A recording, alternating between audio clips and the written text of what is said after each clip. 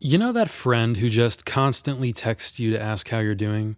That's the type 2. Two's lives are about relationships, creating them, maintaining them, and basking in their warmth. Twos love to love. But that sounds pleasant and unproblematic, which we don't do here, so let's pop the hood. The two fixation basically looks like giving to get. Twos have a gaping hole in their self-esteem, and they use other people's love and appreciation to fill it. So, someone with this complex will show you care and kindness because they need it back. They need to hear thank you, you're worth something. The ideal state for a 2 is one where people need them. What could be better than that? Someone relies on you, someone needs you, you're important, gold star. And so at their unhealthiest, 2s will keep you in a state of needing them so that they can play mama bear. One of my favorite 2s to recently enter the zeitgeist is Pim from Smiling Friends. Pim will stop at nothing to make the people around him happy. He's the poster child for his organization. His warmth knows no bounds, which is why I love the Enchanted Forest episode, because it shows how easily a 2's darkness can be revealed. What happens when you don't appreciate 2s? Well, they start to feel resentful. After all I did for you, how could you overlook me? How could you neglect me? I'm the nicest person ever. It's not fair. And they can really turn into these gremlin rage monsters. It's wild. So what is a 2 story? That's all that really matters here. Well,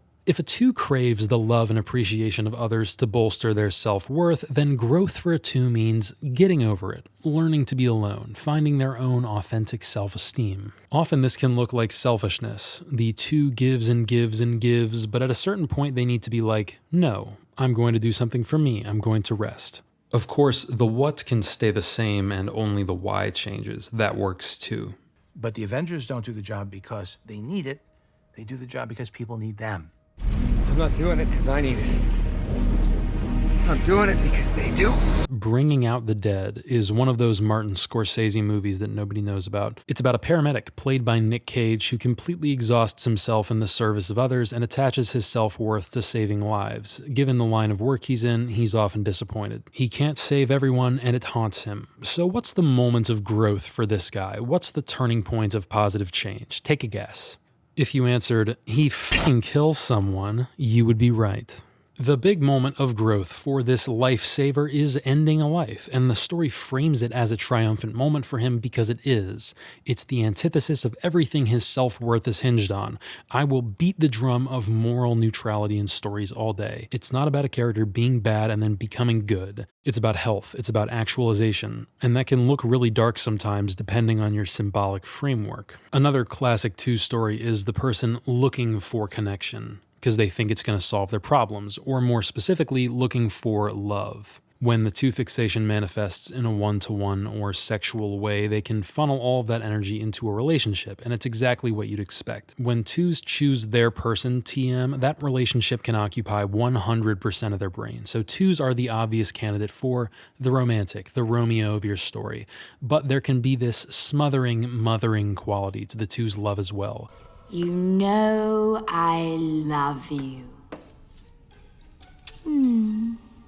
You have a very funny way of showing it. Richard Rohr has always said the cultural expectation for motherhood in the West is 2-ness, so it's always very interesting to see this traditionally feminine complex turned on its head with male type 2s, because a female type 2 like Cassie from Euphoria can just 2 it up all over the place, and there are really no cultural guardrails. But with a male type 2 like King Aegon from House of the Dragon, we get to see how that love fixation clashes with the expectations of masculinity and leadership. This character is so fascinating to me because he fundamentally just wants to be wanted, but he's thrust into this position of absolute power and told he has to be the ultimate symbol of manliness and domination. We rarely see characters like that. It's an unusual mix of circumstances that leads to some really interesting moments. Like when Aegon finally sits the throne and you realize he legitimately wants to make his subjects happy even though he has no idea how to.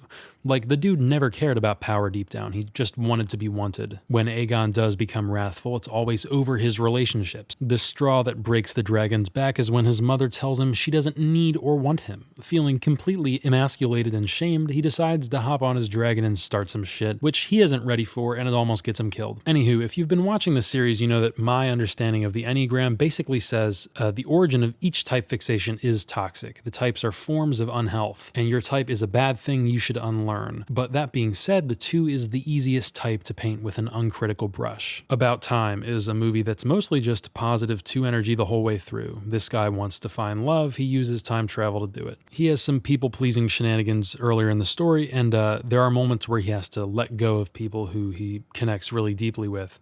But, his 2-ness is never really criticized. It's just like, oh yeah. Same with Wall-E. And writing catharsis is great. That's totally valid. But I find myself more drawn towards the ugly stuff. The more absolutely insane 2s are, the more compelling I find them. It's enjoyable to have a very straightforward, menacing villain, only to peel the layers back and realize you're dealing with a scorned lover or abandoned child. The 2 moves to 8 in stress, and the dichotomy, I can't believe I just said that, of outward rage and soft and needy interior can create some of the most fascinating characters ever. Look upon your work, Mala. You get these mob boss 2s in the vein of Lotso from Toy Story 3.